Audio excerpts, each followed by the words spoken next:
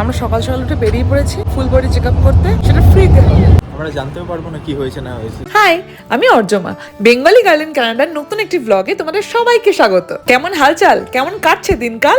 আশা করছি তোমরা সবাই খুব ভালো আছো। তাই ভাবলাম চলো আজ একটা নতুন গল্প করি তোমাদের সঙ্গে। আজ আমি তোমাদের জানাবো কানাডার চিকিৎসা ব্যবস্থা সম্পর্কে, যেটা সম্পূর্ণ বিনামূল্যে। হ্যাঁ, ঠিকই শুনেছো, সম্পূর্ণ বিনামূল্যে। ঠিক যেমন সব অ্যাডভার্টাইজমেন্ট, সব ডিলের পিছনে লেখা থাকে টার্মস অ্যান্ড কন্ডিশনস অ্যাপ্লাইড, এখানেও তাই। তাহলে এখানে টার্মস অ্যান্ড কন্ডিশনস কি? এখানে চোখ এবং দাঁতের জন্য ফ্রিতে চিকিৎসা হয় না, তার জন্য আপনাকে টাকা দিয়ে চিকিৎসা করাতে হবে।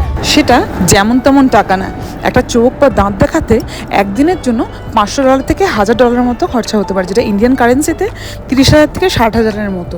ভাবতে পারছেন?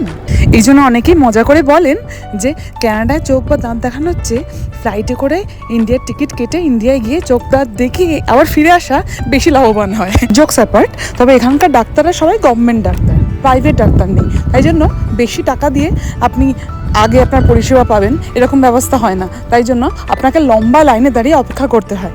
এরকম বিষয়, বেশ ক্রিটিক্যাল রোগ যদি হয় তাহলে আপনি আগে প্রেফারেন্স পাবেন। ওরা যদি ধরে যে আপনার রোগটা মিডিয়েকার, তো সেক্ষেত্রে আপনাকে একটু পরে, এবং আপনার যদি রোগ খুবই সামান্য হয় তাহলে আপনাকে প্রায় মাসের পর মাস অপেক্ষা করিয়েও রাখতে পারে। তো এই সমস্ত কারণে এখানে একটা ফ্যামিলি ডক্টরের কনসেপ্ট হয়। আপনার নিজস্ব যদি ফ্যামিলি ডক্টর ঠিক করা থাকে তাহলে আপনার যা রোগ ব্যাধি যা আছে সব কিছু তার খাতায় নথিভুক্ত করা থাকবে, ফলে আপনাকে নিতে হবে না কোনো টেনশন। ফ্যামিলি ডাক্তার তো ঠিক হলো, তারপর ডাক্তার আপনার শরীরে কি কি রোগ ব্যাধি আছে সব কিছু একবার থরলি চেক আপ করবে। তার জন্য ফুল বডি চেক আপ হবে একবার আপনার। আজ সকাল 8:30টার সময়, সেই জন্যই আমাদের দুজনকে ডেকেছিল। 8 ঘন্টা না খেয়ে, মানে কাল রাতের পর না খেয়ে আজকে সকালবেলায় গিয়ে ব্লাড দিয়ে এলাম। রিপোর্ট কিছু দেবে না বললো আমাদের, সব নাকি ডাক্তারের কাছে চলে যাবে। আমরা জানতেও পারবো না কি হয়েছে না হয়েছে। না, যদি রিপোর্টে কিছু ভুলভাল থাকে তাহলে ডাক্তার ডেকে নেবে, ডাক্তার কল করে নেবে। আমাদের হেডেক কিছু নেই, আমাদের বডিটা নিয়ে যাওয়া হচ্ছে কাজ। বাকিটা বুঝতে পারছি সেখানকার লোকজন এত টেনশন ফ্রি কেন। সেটাই, কোনো চাপ নিতে হয় না, ডাক্তার বুঝে নেবে। ওটাই। গেলাম, একটা ছোট্ট করে ছুঁচ ফোটালো, ছুঁচ ফুটিয়ে সেই রক্তটাকেই নিয়ে 3টে ইয়েতে আলাদা করে করে ঠিক টেস্টের জন্য নিয়ে নিলাম। আমাদের ভাই আর কোনো চাপ নেই, আমরা ট্রেনে করে এলাম, তবে একটুখানি জাস্ট হেঁটে চলে গেলাম, আবার বাড়ি ফিরে যাচ্ছি। তবে এখানকার ডাক্তার খুব সহজে ওষুধ দেয় না, মানে এই ধরুন সর্দি জ্বর এই সমস্ত যদি রোগ হয় এগুলো এখানকার ওয়েদারে এমনিতেই সেরে যায়, ফলে এর জন্য আলাদা করে কিছুতেই অ্যান্টিবায়োটিক দিতে চায় না। আমাদের ওখানকার ডাক্তারের মতো কথায় কথায় ওষুধ দেয় না এখানে।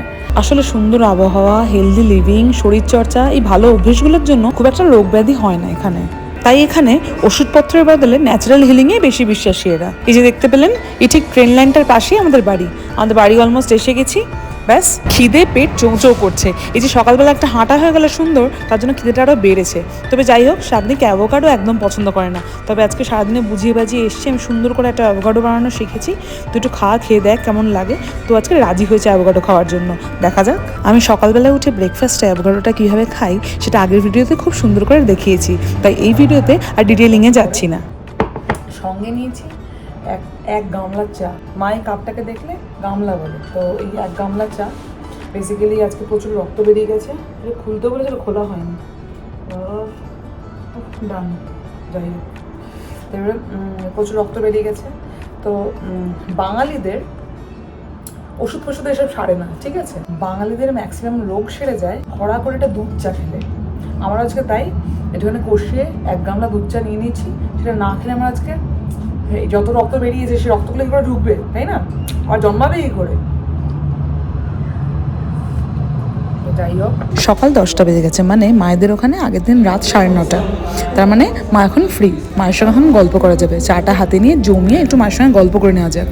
তারপরে লাঞ্চের ভিডিও করা হয়নি, খুব তাড়ায় ছিলাম, কারণ আজকে বিকেলবেলা আবার চোখ দেখানোর অ্যাপয়েন্টমেন্ট রয়েছে। ওই যে বলেছিলাম চোখ দেখানোর জন্য প্রচুর টাকা খরচা হয় এখানে। তবে এখানে বেশ কিছু স্কিম রয়েছে, যেমন যারা যারা এখানে যে অফিসে চাকরি করে সেই অফিস থেকে বেশ কিছু হেলথ ইন্স্যুরেন্স দেয়, তাতে 70 থেকে 80% পর্যন্ত কভার হয়ে যায়। তো সেখানেও দামটা এখানে কম হয় একটুখানি। চোখের ডাক্তারের এখানে বেশ নাম আছে, তাই জন্য শাকনিক বললো যে ঠিক আছে, আমাদের তো মাঝে মাঝে একটু অসুবিধা হয়, আমার সামনের জিনিস দেখতে অসুবিধা হয়, দূরের জিনিস দেখতে অসুবিধা হয়, তাহলে একবার চেক করিয়েই নিই। আজ অনেক কিছু আলোচনা করলাম, দেখা হচ্ছে নেক্সট ব্লগে। ভিডিওটা ভালো লাগলে ইউটিউবে একটা সাবস্ক্রাইব আর ফেসবুক পেজে একটা লাইক করে দিও প্লিজ।